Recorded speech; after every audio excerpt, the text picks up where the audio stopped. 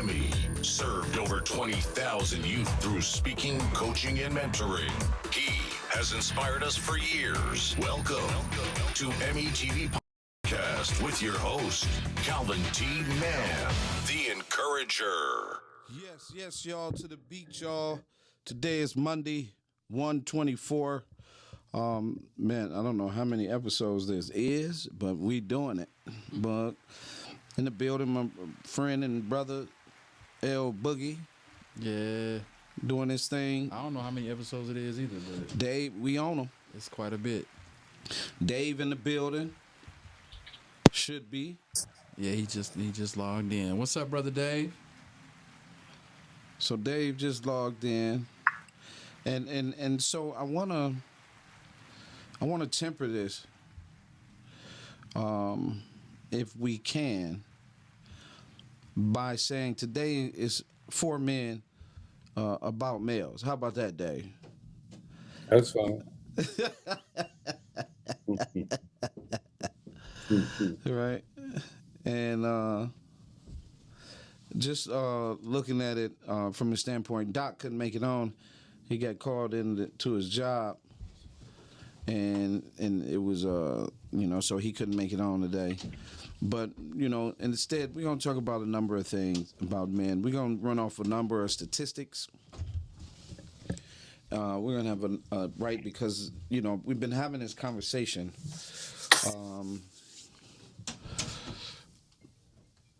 Before we get there, how you doing, brother? Who, me? Yes, sir. Oh, I'm doing fine. Yeah. I just have quite a few appointments today, but life is still good. I'm still standing, so I ain't complaining. Right. We can't get off into that. Yeah. You know what I mean? So what I'm trying to do, Dave, Mm-hmm. what I'm trying to do is get this thing set up, because I got a number of men that was tagged for this conversation, right? Mm.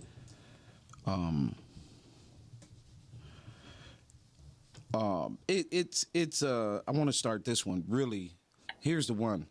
There was in one of the fatherhood groups, there was a conversation about dude 13 finding out that his son wasn't his, right? And so in the process of him finding out that his son wasn't his, it was devastating. It was devastating to him. He didn't know what to do. He was asking questions. All of that, It was, what am I going to do? And in that process, everybody chimed in. Thousands and thousands of fathers, right? They chimed in. And I have to, say that, one, I was surprised. But I wasn't surprised, Dave, because, of course, the research, we know the information, right?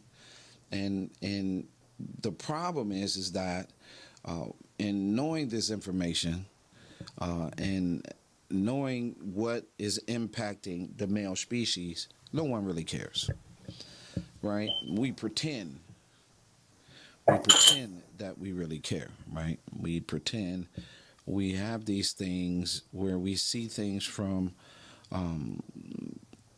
if you bring it up, yeah. If you shot by the police, sure. If you put in handcuffs, oh yeah, I'm straight, right? If you died, I'm gonna put you on a T-shirt, right? If you got killed in a drive-by, yep, I'm gonna put you on a T-shirt. We gonna light the balloons, we gonna throw it up in the air, we gonna do all these things, but nothing prior to are we gonna make sure, right? And I'm on my horse today, Dave, because we in the mentoring, we got to paint a picture for our boys so they don't see this hopeless picture. Yesterday, just like yesterday at the program day, we had dads in the building. Yes. We had dads in the building. I was so excited to see dads in the building come in, participate. I was just through the roof. But this conversation about this man finding out about his kid not being his. One, my suggestion, reach out. We got some resources, we can help you. Not anything else. Just reach out, right? The first thing I suggested is, one, if your son doesn't know, go see a therapist, get you some help, and never let that impede your relationship with your son. It might impact the relationship with the mom, but don't let it impact the relationship with your son. Any event the son does know, let's both go get counseling. Now, years ago, it happened to several, I know several, at least, I can't say all the names, but I know a ton of fathers who discovered their kids wasn't theirs. But here's an enlightening thing. Here's a real enlightening thing that goes with that process. And you and I have talked about this, right? Some hospitals in the state of Michigan are doing it. You have a number of politicians who are in position to help make shared parenting work. You have a number of politicians who are in a position to make DNA testing at birth work. But I got to tell you, that's not an important work to them. And when they become politicians, now their job is to stay in this position, and I frankly don't have no room for that. Right? And I know you're supposed to be diplomatic and all of those things, which I am, and respectful, which I am. But your politics, you can beat it. You can Michael Jackson that one. You know what I mean? Mhm. Because you're not solving the problem. To me, you're exacerbating it. If you can't make sure that the family stay together, why should you be a senator? Why should you be in this position if you're not willing to go to bat, literally, for family's sake, for others, for these men who are trying to see their kids, for these men who are trying to co-parent, for these men who want 50-50, the shared parenting bill that was sitting on the table, and how the situation with that was just fully blown, manipulated, because when domestic violence came to the table. So when domestic violence came to the table, the shared parenting piece, people just got frustrated, got upset, decided they didn't want to do nothing. But here's the key. For me, if I was the politician, domestic violence, I would welcome to the table. Why? Because domestic violence has a twofold component, right? And those laws need to be fixed as well. In majority of the domestic violence case, the man is hit first. He's just reactive. Now, you do have men who are abusive, period. You do have men who are abusive. I don't coddle that. I don't second guess that. There are some ferocious, evil people out here, men who are abusive to women. Point blank, I have no room for it. But if we don't address the elephant in the room, then domestic violence is another way to punish someone who may be completely innocent. See? Yeah, I hit you. A friend of mine got hit. Man, go right down there and file that report. Don't you do nothing, go file the report. Put it on record. You got to do that. Because if you do it the other way and don't do anything, that's something that somebody can call to your door and you have not done anything. And people use that against men and fathers all the time, right? We see men go into court and have to fight for their life because someone had went into court and the court gave all the power, and the males who are participating in this violence, right, they hurt other males. So this is a twofold fight. But when you get into the shared parenting, right, kids need both parents. It doesn't look like divorce is going to change, right? Doesn't look like divorce is going to be harder to get out of. And it doesn't look like, because it's easy to get in a marriage, hard to get out the divorce, right? It's hard to get out of it. Easy to get in, hard to get out. right? But the shared parenting to help the children, the co-parenting, the relationship. Can I communicate with you? Can we communicate and keep our focus on the child, right? Our child, we got to get our child to a healthy state. We couldn't do that when we were together. So right now, I really need you to focus so we can do that while we're apart. My oldest son's mother and I did it on a whole nother level, right? And so that brings me to the man finding out 13. There's a friend of mine who started a diagnostic center behind finding out two of his kids wasn't his. So he started DNA diagnostics, right? He discovered because he was up here, the kids was at his mama house down there and down in North Carolina, and she just said, these kids don't look like you. And the kids look like the guy that's down there, right? But him and his old lady up here. Well, turns out the backdoor artist. Whenever he was gone, dude come up. If he come down by himself, dude come up by himself. We have a lot of deceitful acts. DNA testing will help children. In my opinion, if we DNA test at birth, this will let the child, the parents know who the father, so you can be connected to the issues that the father represents. Because there are a number of fathers that literally, Dave, can look at their kid and say, this is not my kid. I'm telling you, he don't act nothing like me. He just, man, this just not my kid. I told you I'm going to get my man on, let my man blow y'all top. My man had two cases like that. One where his name was just put on the birth certificate because he was a good dude. Right? And so we are not, this is my point for this whole conversation, is getting into the statistics, right? You can grab your phone, everybody out there, comprehensive research. This is right in your phone. You can look in there. You can Google DNA testing by CVS results, right? When you do DNA testing, CVS results, right, you're going to get a number of answers. You're going to get some astounding information, right? DNA testing and results.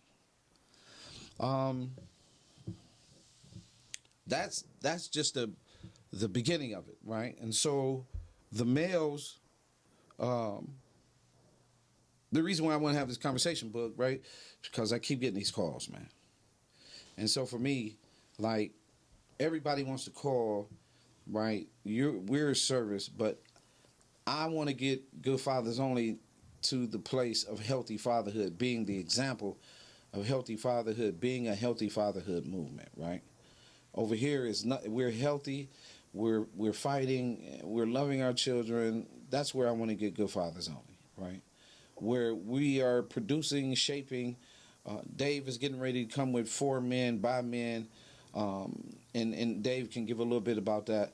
But I just want to get into this space today, in these next 40 minutes, Dave, where we can rattle off some statistics, but men are in trouble. Males are in trouble.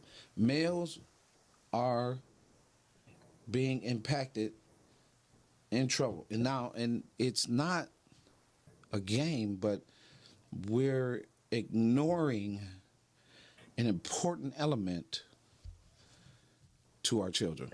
So go ahead, Dave. If you can, share a little bit about 4 Men by Men, what we're about to get into. Well, For Me and About Men is pretty much on the same premise that you started, the Fathers Only and Encouragement Young, to prepare men to look at things from a broader perspective than what, let's say, our conditioning in our earlier years were. We have to always continue to realize that a lot of the ways we see men behave, and specifically men, obviously women have their ways too, even if you're brought in the same household. But There's certain models and ideals and concepts for less philosophy that's been presented to us that distorts us down the road. Maybe have no impact. It's like smoking cigarettes. Smoke one cigarette, does it bother you? Probably not. Smoke cigarettes for 25 years is going to have an influence. Influence is usually pretty subtle. So with my reasons for starting FMAM was I spent 37 years in the military. And in the process of doing that, I saw men crumble.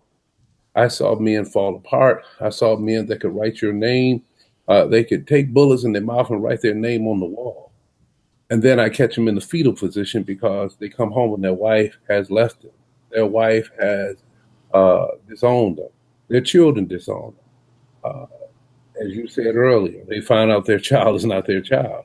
So there were a lot of reasons that I started this. And FMA basically is a check and balance of the 4 quadrants: spiritually, emotionally, psychologically, and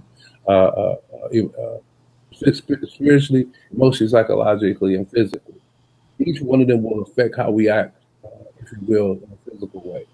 And if we're emotionally unstable, we're going to react. The prisons are filled with people who are emotionally unstable. What I mean by that, not saying that they have mental disorders, but they don't do a check and balance. Most people are reactive and not proactive. They're responding in ways that are inappropriate. And once they're in prison, then they get to start thinking from a more rational, logical way and say, quote unquote, I shouldn't have done that. But had they had the emotional check and balance, you probably wouldn't see the prisons filled with men, especially African American men, if you will. Also the psychological aspect. Some people come in the world and they're compromised genetically, and so therefore they may have some mental health issues. Sometimes it's environmental. Sometimes it's a collaboration of all. So from a mental standpoint, men can be compromised.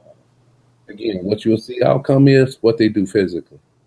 Spiritually, if they're spiritually deprived, or spiritually bankrupt, then more than likely they're across the board, they're going to be bankrupt.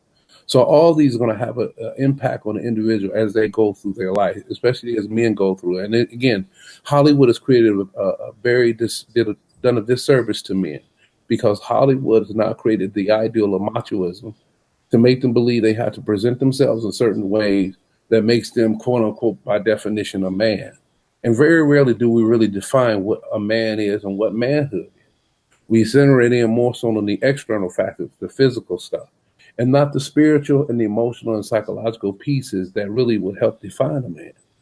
So it's so important that I thought that we take the 4 quadrants and balance them out. And in the process of doing this, we would teach basically life skills defined as for men to be able to move men in the direction that, as you said, they would be healthy men, they would be healthy fathers. You need to help a child, a young boy, move into his various stages of life. So when he reaches a certain chronological age that they would define, and in most cases, insurance companies will define manhood or adulthood clearly at the age of 25. That's why the rates stay low. So that being said, is almost on the same level with men as they evolve. And in that process, during that journey, when we're moving through our various stages of moving towards adulthood, we get a lot of bad information. Again, I don't even want to say it's intentional, but at the end of the day, it's information that's misleading, misguiding, and sometimes it's flat out wrong. Not that I, as an individual, have all the data, but as you said, there's statistics that validates things because we look for reliability and validation.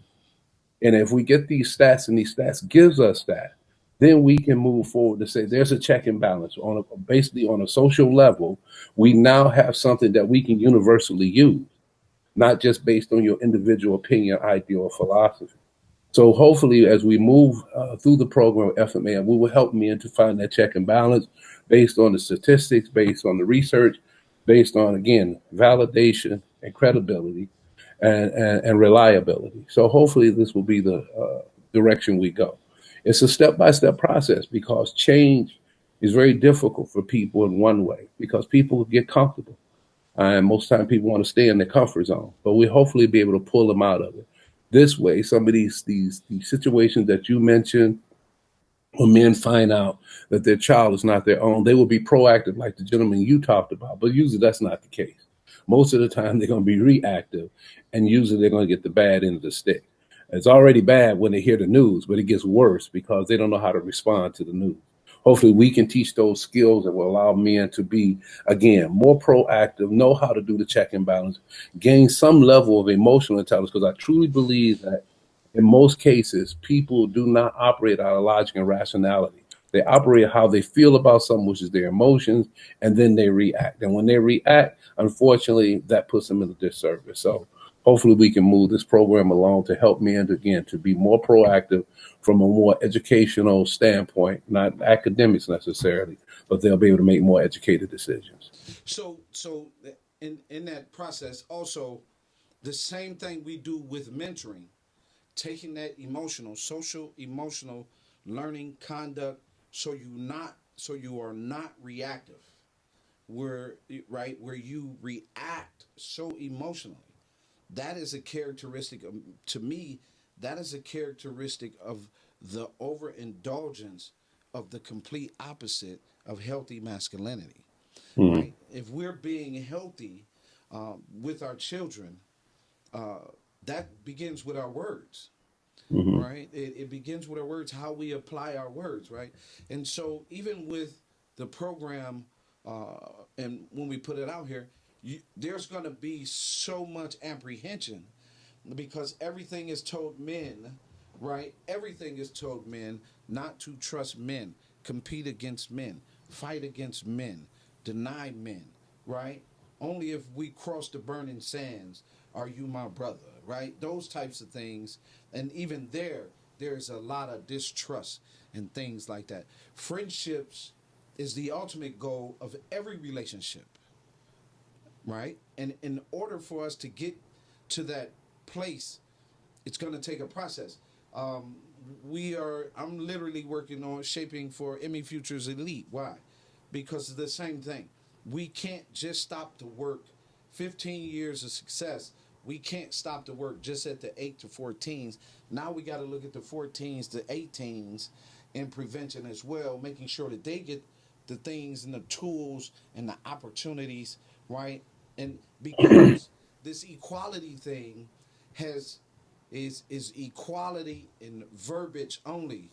They've been moving the system away from male equality only for those in dominant positions.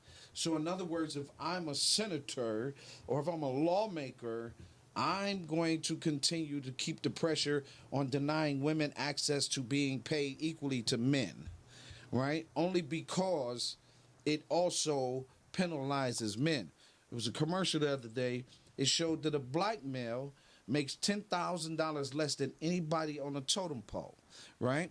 So when we get into these dynamics of what is happening to male and female, systemically, it is the system. Now, how you participate in that system, right, is everything. This is why it's so important for us to pay attention to what is happening to males. The male is the original seed carrier. We have to pay attention to what's happening to men.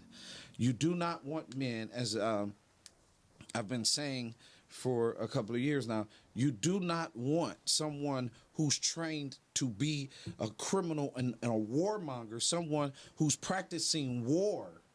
You do not want him to take arms against you. This is what is happening. So you have to be careful, right, of what is happening to our males, because if you look at it, Dave, what is happening to our boys? They're sitting in front of computers with violence in their hands. And it's on the news every day. And you see it more and more and more. They're open public shootings, mass shootings, open shootings right in front of the gas stations. People don't, they just coming out. They don't care who's videotaping. They don't care nothing about. They're executing. And literally probably going back like, woo, that was just like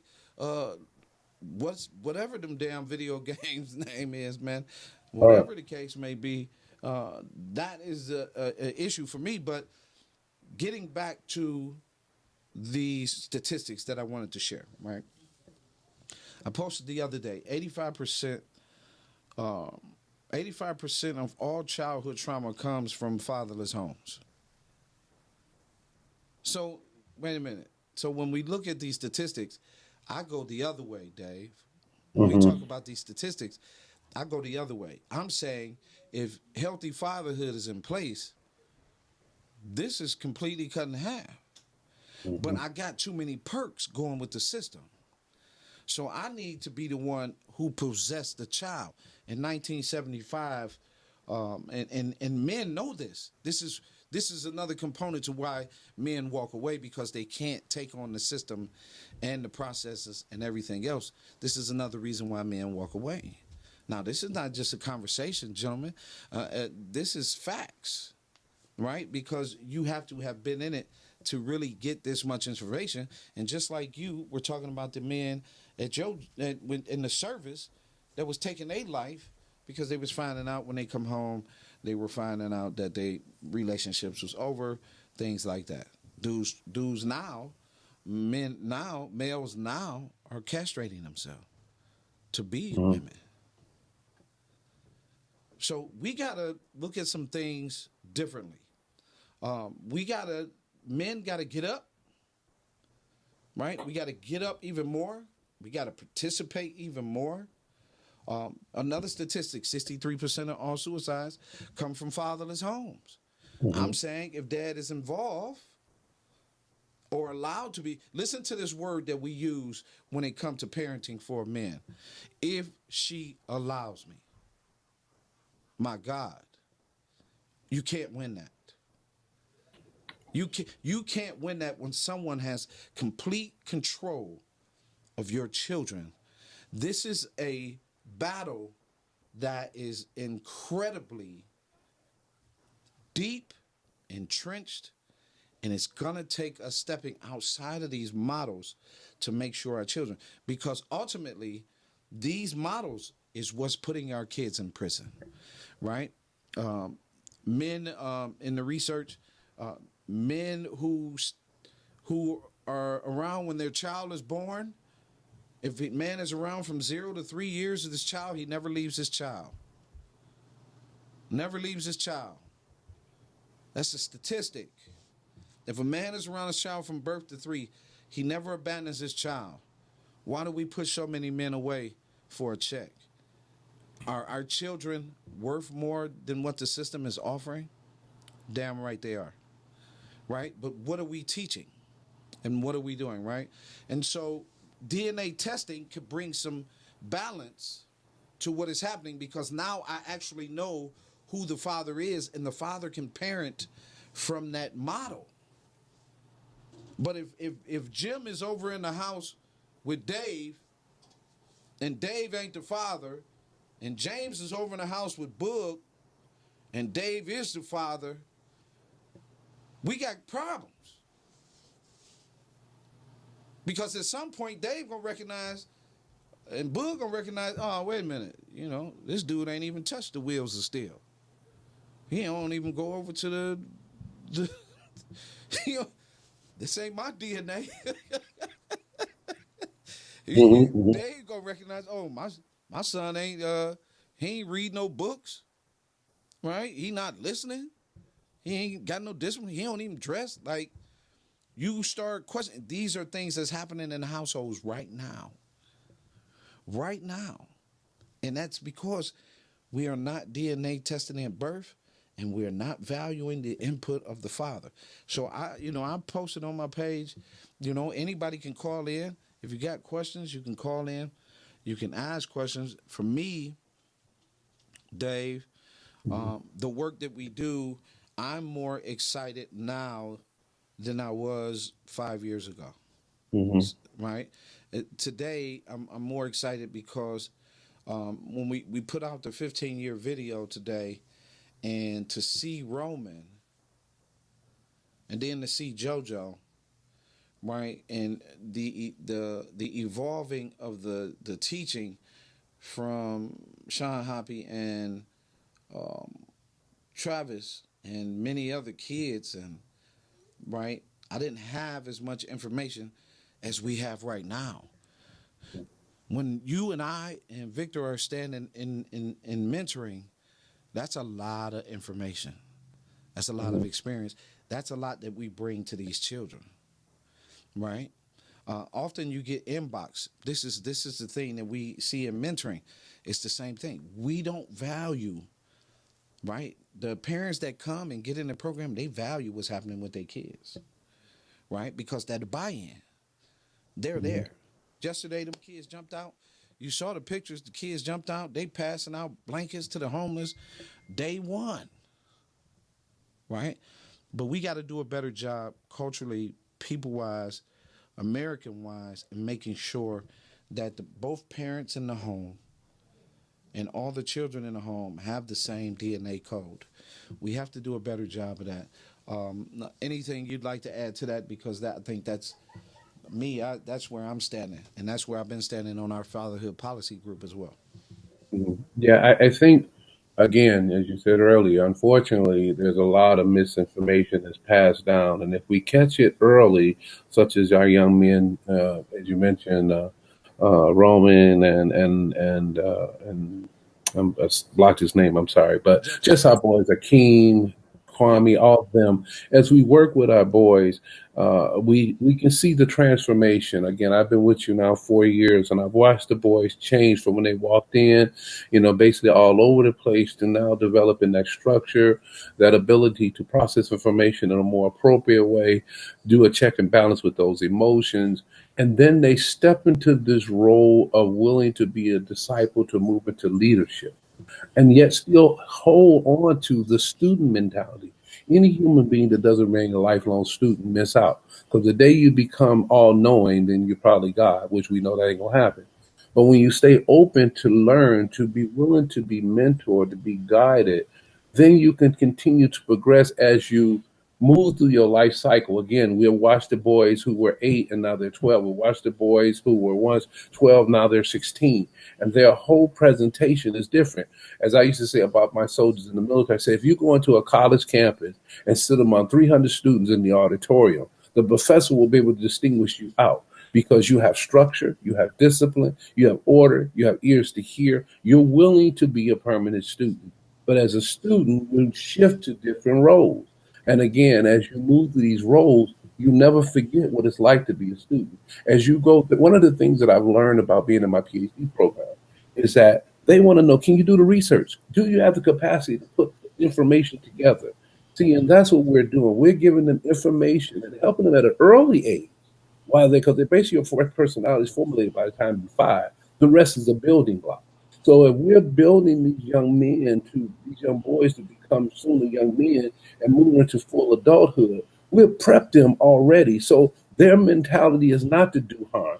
You mentioned about being a friend. The Bible thought so much of the friend. He said, there's no greater thing a man can do than to lay down his life for a friend. They didn't categorize it as a husband, a wife, a mother, a father. He said a friend. So we build these foundations, and we take our boys and we have them to befriend another boy. And now they become accountable. They truly become their brother's keeper. I won't kill my brother if I understand what love really means and the relationship of this friendship. So we're building something. And as you mentioned, like all parents, when you first become a parent, like Two Man right now, he don't really know how to be a parent because he just became a parent. But if he has 3 more children and he sticks and stays, his skill sets get better. He knows the pros, the cons, the decisions to make, not to make, and he has the ability to pass that information on. All the times, as I said, influence is subtle. Subtle, these little things that he's doing is setting the bar for his children to know what a father looks like. But again, you can't be a good father till you become a good man. And you can't be a good man till you become a good teenager. And it keeps going back to your beginning of who you are once you're born. So it's important that what we're doing is catching them early. You don't try to work on your car after the engine fell out. It's a little late. See, so we try to make sure we do the maintenance. We try to do the things that's necessary to help our boys become productive, conscientious, socially conscious men and continue to build on it. When God dropped that seed, the greatest thing he could have did was put something in us to help us be the best we can be. Now, the outside influencers are the ones that's going to help them, these children, to become what they need to be. You said something else. When I turned 50 years old, that's 18,265 days. So when you put the pieces together, and I have over 50 years, you have over 50 years, and Victor has over 50 years. What we're talking about is 150 years of experience put together, life challenges, ups and downs, relationships, jobs, co-workers, being a leader, all these things we're bringing to the table. See, again, and we're spoon feeding it. There's a difference. See, a lot of times you get information, like you're in a university, sometimes they just give it out blanket information and everybody just got to grasp it the way you can. But in our program, we're spoon feeding these boys. We're sitting down, we're talking to them one on one. We can see them, just like yesterday when I was working with Rami. I was Right. working with him. And in the earlier part, he wouldn't even talk. But then when I started giving him that spoon feeding, he kept coming over me when I was sitting down and say, hey, take me to the hole, basically, let's play Right. basketball. But a relationship was being built. And then at that point, he got his brother, and his brother Kwame came up, and they said the same thing. And a relationship was being built. So what are we doing? We build a relationship. We're building trust. And as you said earlier, see, the reason men to act the way they act because we already created this trusted environment. From day one, we start building this pseudo image. I'm the Lone Ranger, but we missed something. Lone Ranger had Tonto. You see, there was a bond built. And this is what we got to get away from. We're doing ourselves a disservice. And this is another part about us men. As we operate out of this Lone Ranger situation, we like, oh, I don't need counseling. I don't need no support. I don't need no mentors. I don't need that until the hammer comes down. Now you're searching for these men to help you. When if you had just bonded with these men prior, then when it's time for the help, it wouldn't have been an issue. So then you find yourself again being the Lone Ranger. Now you're entertaining alcohol, drugs, promiscuous behavior, suicide, because you now in this bubble by yourself. We're trying to break that cycle. We're trying to break it where men unite, work together. Because I always said before, unless your name is Bruce Lee, one finger ain't gonna knock no wall down. But you got to bring them five fingers together to make a fist, and that impact is powerful. So we just today we dropped uh the Unity T-shirt on Emmy Apparel, right? And the definition of unity, Dave, is the state of full agreement. Mm-hmm. That's what's on the back of the shirt with a globe. Mm-hmm. It says unity, the state of full agreement. The issue in all the great information and in the comment you just made, right? Especially about the beginning, I've been saying for years, the first thing we teach a boy is to ball up his fist.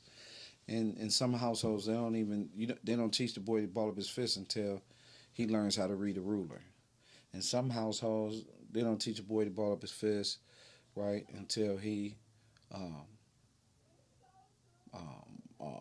can play the piano, right? Just here are a number of things that we do differently when we're in the household, when we're present and we understand how important it is as a father, a healthy father, to always be teaching, because outside of that, they're being most definitely taught emotion. Mm-hmm. You see, and that is the thing that we got to teach them. We got to teach them how to handle their emotions, not teach them, right? So, the term, they did a whole T-shirt run. Boy, bye. That right there, that type of thing, right? Um, they put the snowman on the shirt to sell drugs and heroin, right? Mm-hmm. These are the types of things that, of course, when you model, right? What is that? Proverbs 17:13 say, if you take something negative, if you take something good and you make it evil, it'll never leave your house. Mm-hmm. Proverbs 17:13. God made it simple. Mm-hmm. So all this praising of negativity and turning it around and bringing it into your household and thinking that it's never leaving your house. And who does it impact the most? My God, if we are not paying attention to the numbers. Mm-hmm. Yesterday I said, and I explained this before, 800 million people commit suicide a year. Majority of them males. And that's a change because the numbers were much less back in the day because it was unified. There were homes that were unified. Now, with 44% of the household being ran by females, and that's not to say that the females have done anything wrong, but we're looking at a very high number, almost half of the household being ran by single parents, and so you put a lot of strain. God did not design just a female, nor did he design just a male. He designed both to work in harmony with each other. Something had went wrong.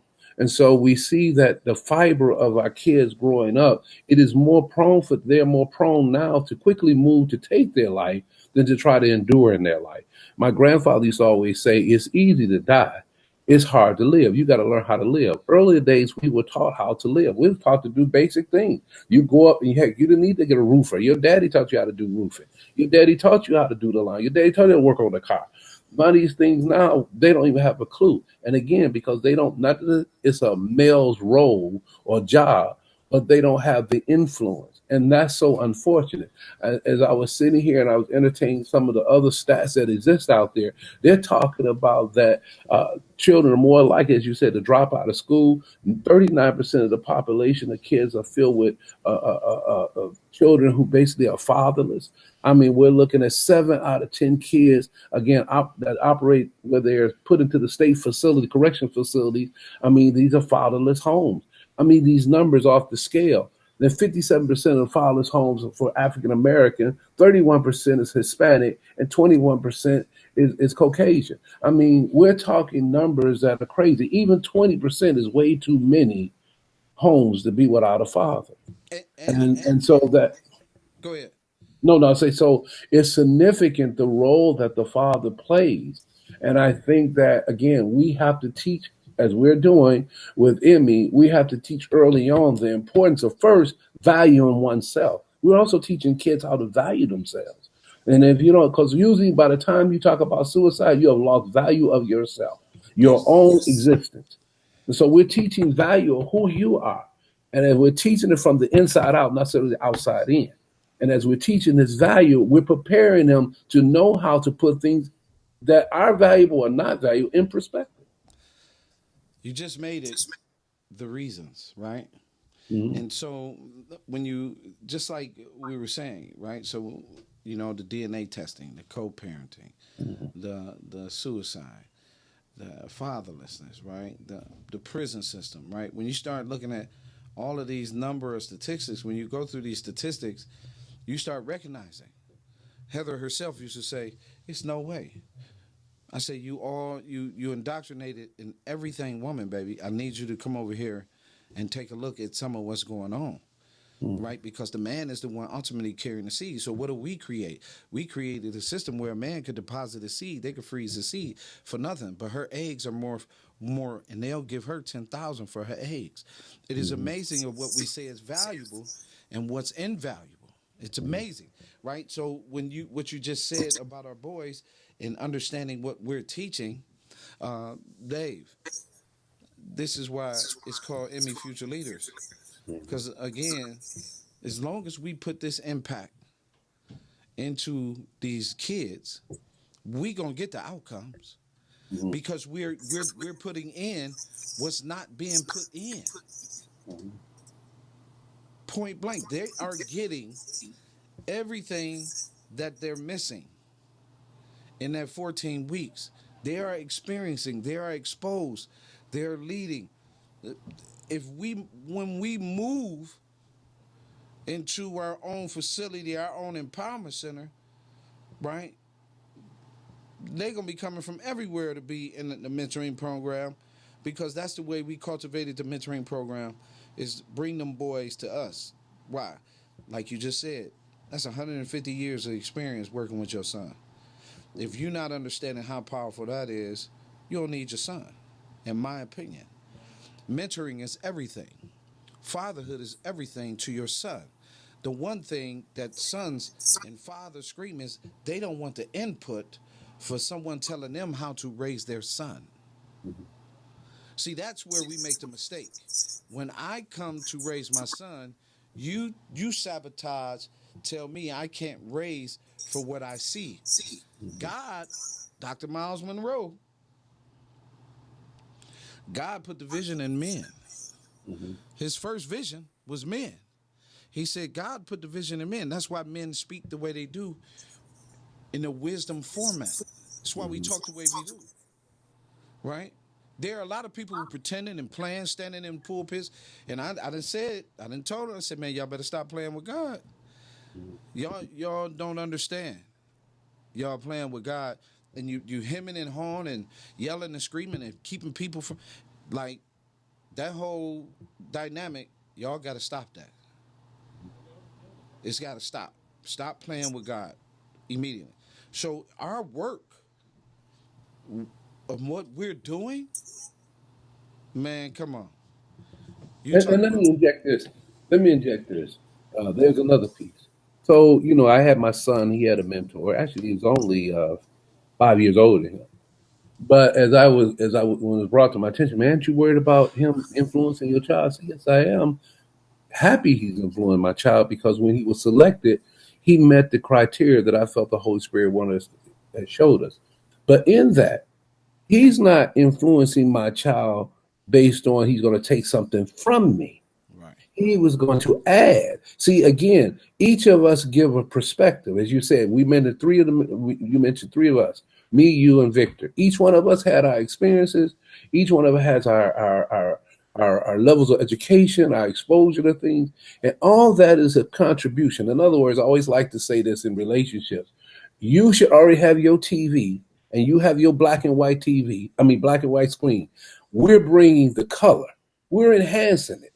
So again, this is where men get threatened. See, that mentor enhances what you're laying down, if you're laying it down. And it just so happens you're not there, then we're creating the picture, the black and white, and we're still going to enhance it with the color. You see, so it's so important that men have to recognize we're not a threat. We're a contributor. We're contributing to enhancing something to make it to be the best it can be to what we have to offer. Because not only are we influencing, there are other influences out there. As you said, they go to school, they've got their friends, they got their buddies. We need to have something to counteract those negativities, but other kids who are bringing something to the table that may not be appropriate for them. But if they have nothing as a foundation to build upon, then they can be influenced in the wrong direction. So having programs like ours, we influence in a positive way. Yes.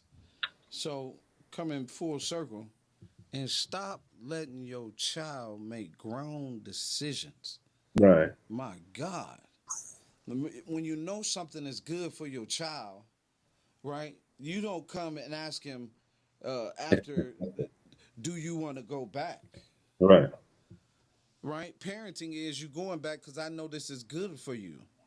You don't ask your child, do you? I remember I got a call, and I got to share this one real quick because I know we're going to be wrapping up. But I remember I got a call from a mentee. Dad wasn't in his life, right? Mom, he in the program. Mom told him to call. He called. He just wanted to know how to reach out to his dad. How can he get his dad more involved in his life, right? So I was like, oh, so you called me. He was like, yeah, my mom told me to call you. I said, maybe you had an answer. I said, who are you? He said his name. I said, what are you now? He said, I'm an Emmy future leader. This is part of your leadership to make the call.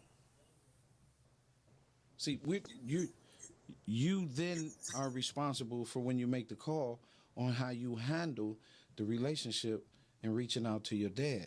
We are giving you the tools to understand the characteristics, the 11 pillars, how to interact, right? And what happens is if you can get that puppet's arm out your back telling you all these things that you're supposed to do and how you ain't this and how you ain't that, right? Maybe you can get it like I had it. I could be, my wife would be at home and my son and my son's mother, we'd be in Ohio at a tournament, right? And everybody would be, everybody was like, but her mother and everybody, their whole family used to trip how we were able to get my oldest son and he graduated from college. We co-parented. No foolishness, all communication, right? Some days we argued, but it was small arguments. We had got away from the big arguments.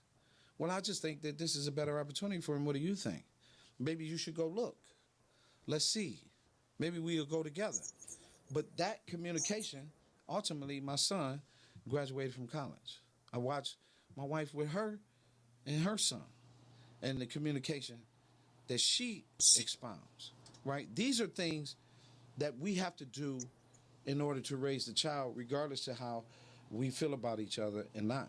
But in the mentoring program, I got to tell you, Dave, today in this conversation, brother, I don't want to say I'll say we the doo-doo. I don't want to say it like I want to say it, right? And I love the fact that we're getting ready to expand. I love the fact that the blessing is around the corner for us to do more. I love the fact that when everyone is saying, "Oh, you got it all wrong," and Boy Scouts is now called Scouts. Somebody had to do something, right? And so we got to have these spaces for our boys. Our boys deserve these spaces alone, so they can develop into men, husbands, and fathers. If every time a boys group come together, they start developing and everything wants to infiltrate, we can't get the outcomes. You're going to get some more of that domestic violence. You're going to get some more violence. You're going to add on to some more drive-bys. You're going to put some more people in prison. Let us do this work, right? Let the men do the work with the boys. Men raise the boys, women raise the girls. Men participate in both because both our sons and daughters benefit greatly from the participation of dad. And I'm going to put this last one out there. I need you to take your Google and I need you to Google the negative statistics when the mother's not involved and call me and tell me what you find. And then I need you to Google where that money is for programming, where they spending that money. And you're going to be blown away that they putting that money, they not putting it in boys programs, right? They spend $7.1 billion in girls programs. They ain't doing that for the boys. And it ain't happening. So for us and for me and the work, for us to come together, right, we got to have healthy men, healthy husbands, healthy fathers, right? And we got to have healthy boys. And that's what we're doing. And so I love you, Dave. I appreciate you, man. I know we're going to jump on in a minute. That was Victor trying to call in. I know Victor is probably going to tell me, man, he still got packages. He's somewhere in Bethlehem talking to Jesus with 10 packages left in his buggy. But more importantly, I want to take this dialogue because I essentially we started out having a discussion about DNA and being at the table and being a person that conversates and talks about these things and understand that a lot of people hate you for it. A lot of people don't like that you talk about boys. A lot of people don't like that you stand in the lane for men. A lot of people don't like that. A lot of people, they don't want to contribute to someone. The other day on our Twitter, a young lady talked about her experience and how she was like, this is a great thing, but call her when we decide that we're going to do girls and add girls. And it's funny, when we started out, we were doing both. And all we had was controversy and not a clean look when it came to girls. I even tried to do it for my daughters. And my daughter was like, Dad, this is not working because you're not involved.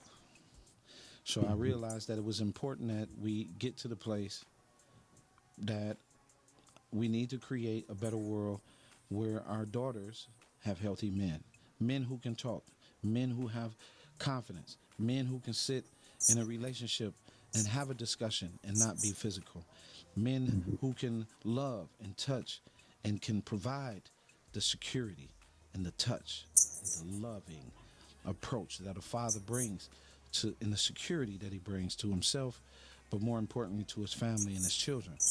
It is so important that we get back to family, because if we don't get back to family, what will we have? And I leave that question on the table. What will we have if we don't have family? We have children out here with no legacy. Their last name is not even lined up to a marriage. We have children out here whose last name could be somebody else in the whole nine. It is very, very tough for our children not to be attached to a legacy. That's what DNA is all about. DNA travels from century to century to decade. And who you are, where you are, what makes you up. What are these things? And foolishness, side piecing, and all of that has created enough problems that the foster care system is full, that the juvenile system is full, that the prison is full. And what is the key component to all three? The lack of healthy fatherhood. All I know is when God gave me this vision that I knew I was going to have a fight. Benny Napoleon told me to my face that he was writing a check. He said, Calvin, man, you took on the hardest thing in the world. I don't wish you no bad luck, but good luck, brother, because this is going to be tough. Rest in peace, Benny Napoleon. But I tell you it all, and I make this clear. This is a quote God gave me many years ago, and I'm going to leave you with this. Beautiful is the only way to save family. My name is Calvin Mann. God bless you and encourage me. I'm young. Peace. Mm-hmm. Chicken, y'all, in the kitchen, just waiting to say my blessing. Something is missing. It's all about giving. Hey, you. Let's start the game over. Back to the way things were. It's all about the kids. So put your family first. Let's start the game over. Back to the way things were.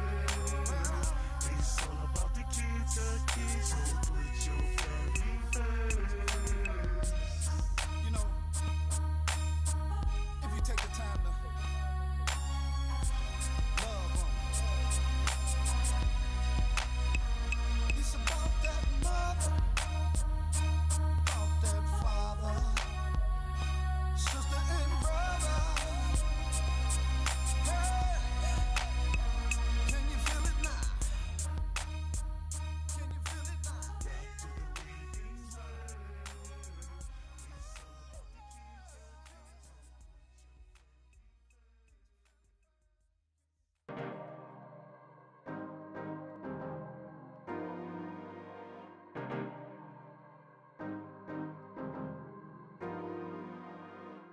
kids.